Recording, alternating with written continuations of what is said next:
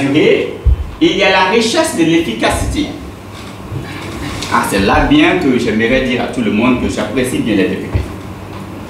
Pour la simple raison qu'un marché public, c'est l'autorité contractante qui mène ses études.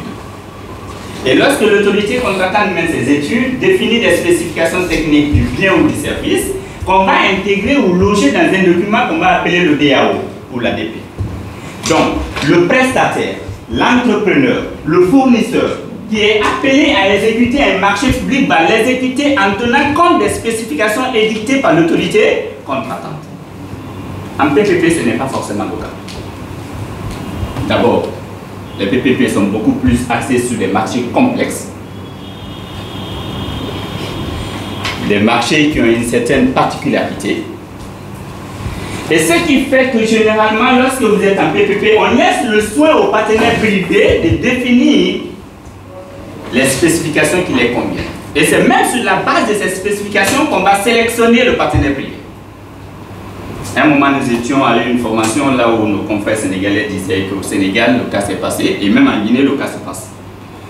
Je ne sais pas qui l'a fait, je ne veux pas savoir qui l'a fait. Vous avez constaté la route Cimentéry-Kabelé. Ça a pris assez de temps. Mais au finish, je me demande si la qualité est là. Je ne dis pas que la qualité n'est pas là. Je dis je me demande si la qualité est là. La route Anta 36, à peine on l'a construite, 5 ans après, il fallait revenir là-dessus. Et généralement, les gens se posent la question, mais pourquoi l'entrepreneur il a fait ça? Il n'a pas fait un bon travail, il mérite d'être poursuivi. Or, lorsque vous avez affaire à un marché public, ce n'est pas généralement facile de poursuivre un entrepreneur qui a réalisé des travaux de ce genre. Je ne parle pas des questions de malversation financière, je ne parle pas des pratiques prohibées dans le domaine des marchés publics.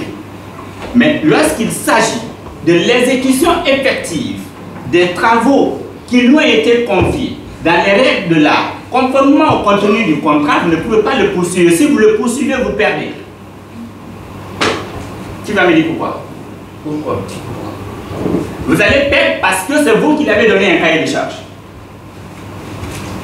Vous faites la route, l'épaisseur c'est tel mètre, tel centimètre, la largeur c'est tel nombre de mètres et la longueur c'est ça. Nous voulons du bitume de telle qualité. Et il y a un bureau de contrôle qui le suit. Une fois que vous avez fait un PV de réception, vous êtes d'accord avec les travaux qui sont exécutés. Et en rentrant en possession de ces biens, vous n'allez pas encore faire retour pour assigner la personne en justice pour dire qu'il n'a pas réalisé conformément au cahier de charges. La faute revient à l'autorité contractante. Tandis que dans les PPP, c'est le contraire. Dans les PPP, compte tenu du fait que d'ailleurs, la plupart des PPP, dans la plupart des PPP, le partenaire privé investit son argent. Je vais bloquer mon cas. Allez-y. Voilà, je suis un peu perdu là dans la tête. Vous dites que il serait très difficile à l'autorité contractante. Oui.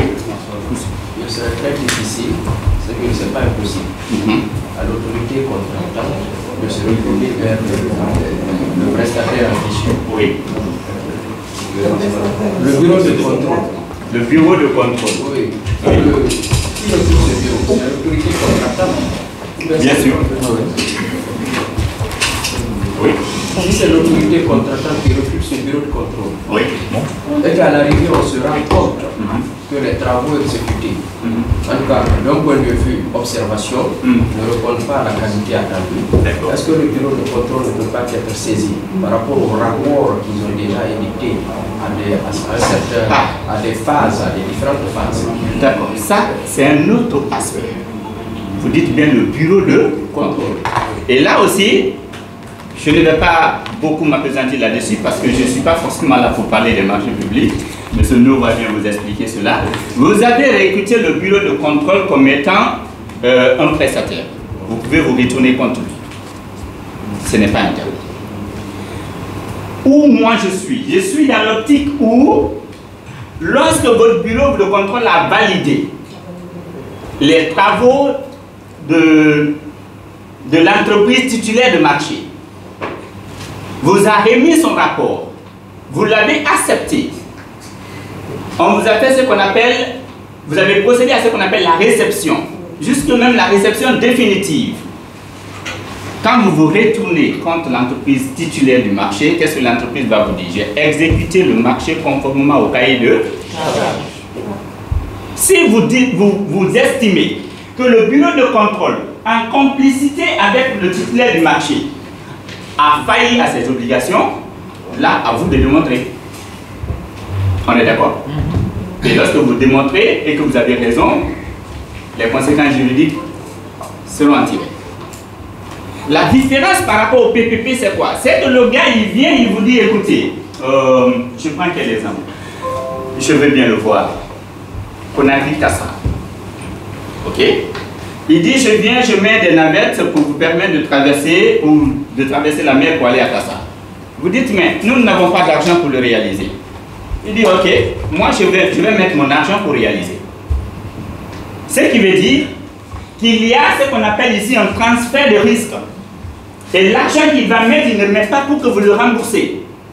Il met l'argent à ses risques et périls. Là, ce n'est pas vous qui allez lui dire envoyer une navette de 6 places, de 12 places, de 20 places. C'est lui qui sait quelle est la nature de navette dont quand il l'envoie, il va récupérer son argent durant la période déterminée. C'est là l'importance des PPP.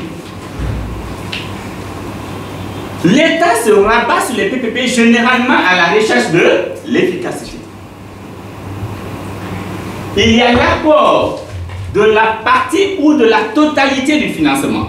Parce que ça, il faut bien l'éclaircir. Ce n'est pas dans tous les PPP où le partenaire privé apporte la totalité du financement.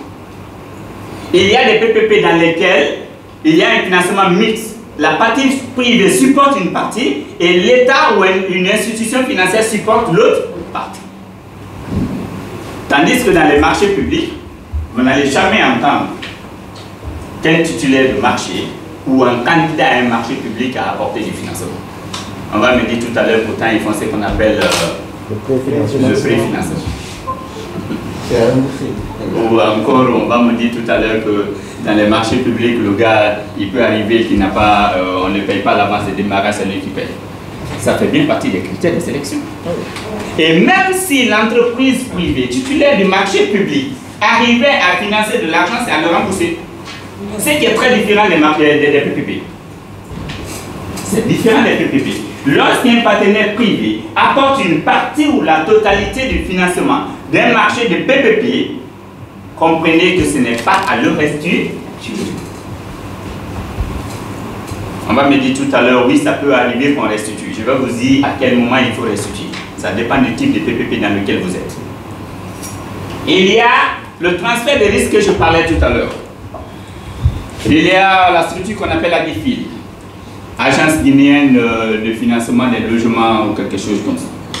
Un partenaire privé vient vers la GIFIL et dit, écoute, je veux faire des logements sociaux, je demande à l'État de me donner un espace, moi je construis les logements, je vends. Et dans ça, qu'est-ce que l'État aura comme contrepartie? Une partie de prix de vente. Ça, on va me dire que c'est trop facile, mais je vais quand même l'expliquer. Lorsqu'il fait cette construction, et que 2 ans après, comme nous avons vu le cas de Matoto, le bâtiment s'écoule, à qui la responsabilité? C'est à l'entreprise. Au partenaire privé. Au partenaire privé, bien sûr. Donc, puisque le partenaire privé est lié à l'État sur de moyen terme, durant toute cette période, il y a un certain transfert de risque. Un partenaire privé vient en Guinée, il dit je vais faire de corniche. Je vais faire de corniche Kaloum Koya, Kaloum Dubrika. L'État dit monsieur, soyez les bienvenus, faites vos études, si vous pouvez les faire, faites-le. Il fait la route. La population refuse de passer par là. Il va se retourner contre l'État pour dire que j'ai fait la route, obliger les gens, barrer la route pour que les gens passent ma route. Jamais. Il supporte là un risque. Donc, en matière de PPP, le transfert de risque est très très important. Je ne dis pas que le partenaire privé prend tous les risques. Non, il y a des risques qui ne relèvent jamais de la responsabilité du partenaire privé. Les troubles politiques, Dans le contrat, je vais dire en cas de trouble politique, le partenaire privé ne supporte pas le risque. On va me dire, mais il met son argent, c'est risque et péril. D'accord, je mets mon argent, mais risque et péril, mais dans un pays où il y a la stabilité. Si toutefois il y a des crises politiques qui entraînent le blocage ou le mauvais fonctionnement du service, ce qui va arriver, c'est qu'il y aura des répercussions et il faudra réparer les préjudices subis. Parlons de la rémunération. C'est là où je vous disais qu'il n'est pas forcément interdit qu'on restitue l'argent que le partenaire privé a investi dans le cadre d'un PPP. En termes de rémunération, vous avez deux possibilités de rémunération. Il y a ce qu'on appelle les PPP à paiement public et les PPP à paiement usagé, ou les PPP concessifs. C'est quoi un PPP à paiement public? C'est le PPP par lequel le partenaire privé réalise les travaux, mais il est rémunéré par la partie publique. Un exemple. PPP sur la construction d'une prison. Le prisonnier, il paye le loyer? Non. PPP sur la construction d'une université publique. L'étudiant qui part à l'université publique, il paye les loyers, il paye la scolarité? Non. L'État s'est dit, je n'ai pas une université publique digne de nom. Et par conséquent, je veux m'engager dans le cadre de la construction d'une université à l'image des universités des autres pays. Mais les moyens ne me permettent pas de le faire. Donc je vais tendre la main à un partenaire privé qui va venir concevoir, financer, construire, mais il n'exploite pas. On ne peut pas laisser la prison, par exemple, à un partenaire privé, l'exploitation d'une prison à un partenaire privé. C'est pas possible. Quand il finit la construction, comment il va récupérer son argent? L'État va devoir rembourser son argent. C'est là où on vous parle de PPP à paiement public. Et là, le partenaire privé va vous dire, je finance le projet à tel coût, ma marge que j'ajoute, c'est ça. Mais la différence par rapport au marché public, c'est qu'on serait dans une situation de paiement différé. Les marchés publics, vous payez les travaux au fur et à mesure. Une fois que les travaux finissent, il arrive que le paiement est clos, bien que, compte tenu du mauvais fonctionnement du système, dans un marché public, on peut faire des travaux et que le paiement retarde, mais la normale voudrait que quand le monsieur finit les travaux, il ait son argent. Dans les PPP, la personne va finir la réalisation, on lui dit d'accord, on va différer ton paiement sur 15 ans, sur 20 ans. C'est une belle affaire, non? Un contrat de 200 milliards. Ok, le monsieur il vient, il réalise, et puis il vous dit, vous me payez 250 milliards, vous êtes d'accord sur les clauses, mais vous le payez sur 15 ans.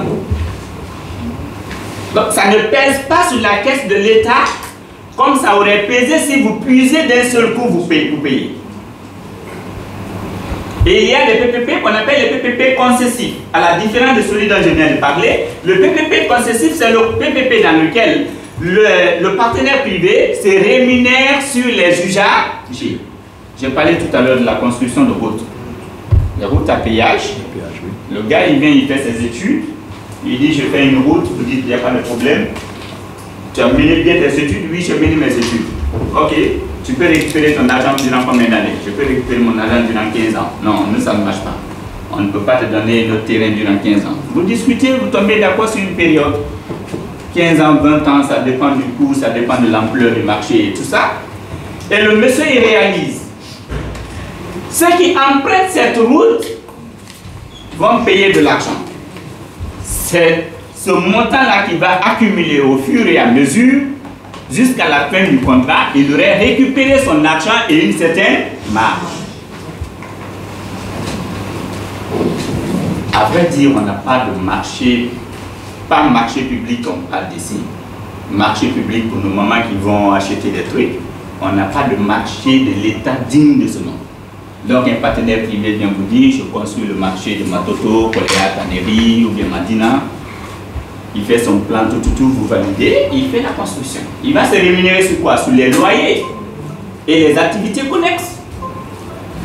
Donc du coup, si les gens ne viennent pas pour prendre les magasins, l'État a quoi avoir dedans? Rien. C'est là aussi une partie de la complexité des PPP, parce que si vous n'avez pas une équipe dynamique et compétente lors de la conclusion du PPP, vous vous mettez la corde au cou, cas de la Côte d'Ivoire. Nous faisons le pont, mais si jamais les objectifs en termes de rémunération ne sont pas atteints, vous, État, vous vous engagez à nous payer le reste. Vous signez comme ça, le monsieur il fait son pont.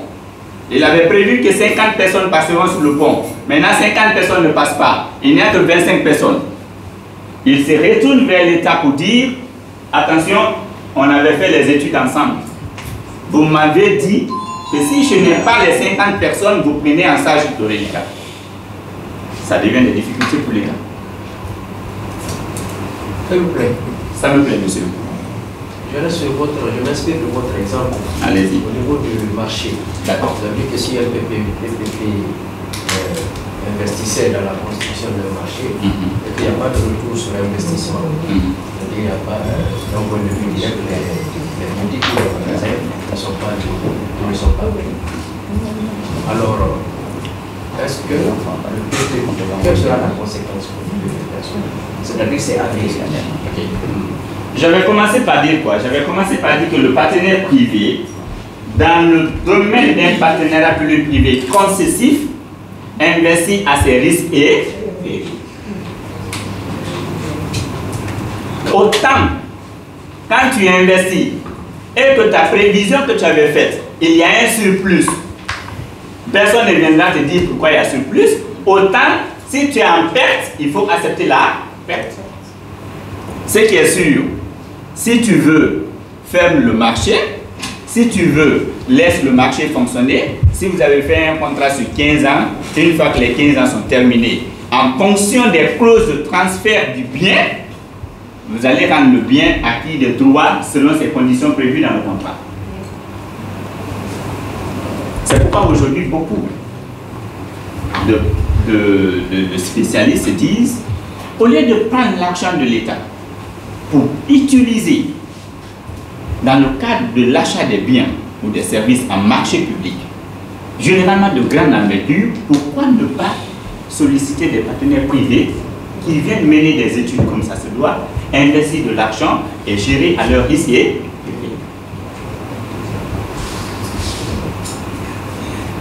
de toutes les façons, ce que vous allez comprendre, c'est que marché public et partenariat public-privé sont des mêmes pères, mêmes mères, qu'on appelle la commande publique. Ils sont tous logés au sein de la commande publique. Parce que de toutes les façons, la finalité, c'est la satisfaction de l'intérêt général. C'est pourquoi même en termes de partenariat public-privé concessif, on ne laisse pas le partenaire seul fixer le prix.